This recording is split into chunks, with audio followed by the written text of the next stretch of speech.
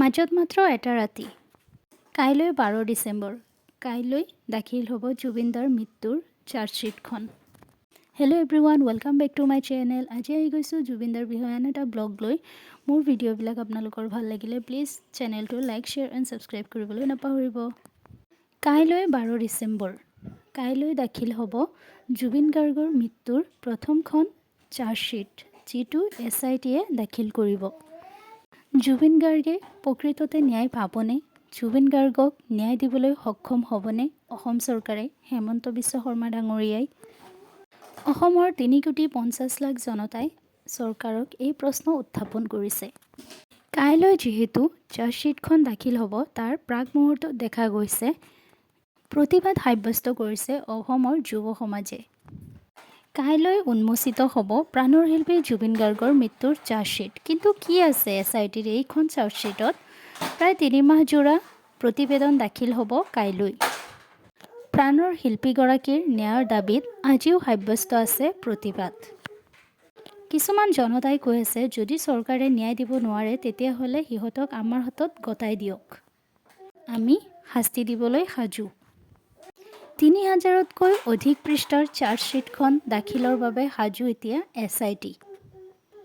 18/2025 নম্বৰৰ গোচৰৰ ভিত্তিত দাখিল হ'ব এই তদন্তৰ চাৰ্জশ্বিটখন।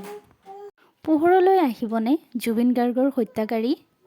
মুখ্যমন্ত্ৰীয়ে কোৱাৰ দৰে জুবিন গাৰ্গৰ হত্যাকাৰী কোন? সিদ্ধাৰ্থ নে শ্যাম কানু মহন্ত? সন্দীপন গাৰ্গ নে শেখৰ জ্যোতি নে অমৃত প্ৰভা? এজন হত্যাকাৰীৰ বিপৰীতে কোন 4জনে সহায় কৰিছিল? চাৰ্জশ্বিটত পোহৰলৈ আহিব সকলো তথ্য। তাৰ বাবে বাট চাই আছে অসমৰ জনতা। 150ৰো অধিক লোকৰ পৰা SITয়ে সংগ্ৰহ কৰিছিল ভাষ্য। SITৰ পিছত 18 তাৰিখে ছিংগাপুৰ আৰক্ষীয়ে দাখিল কৰিব চাৰ্জশ্বিট।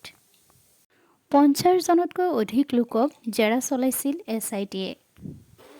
এতিয়া মাথো অপেক্ষা কালিৰ দিনটোলৈ। মাত্ৰ কেইঘণ্টামান বাকী আছে জুবিনদাৰ চাৰ্জশ্বিটখন দাখিল হ'বলৈ। আমি সকলোৱে এতিয়া দোৱা কৰি আছোঁ, প্ৰাৰ্থনা কৰি আছোঁ যেন জুবিনদাই আমি বিচৰা ধৰণে ন্যায় পায়। জুবিনদাৰ সেই ছিংগাপুৰলৈ যোৱা সেই ক'লা দিনটোৰ বিষয়ে এতিয়াও ভাবিলে বুকুখন কঁপি উঠে। তেওঁ ইমান ভাল মানুহটো গৈ তেওঁ নিজে উভতিব লগা হ'ল মৃত্যু হৈ। সেই দিনটো যে অসমবাসীৰ কাৰণে এটা ক'লা দিন হিচাপে পৰিগণিত হ'ল। এতিয়া মাথো অপেক্ষা কালিৰ দিনলৈ।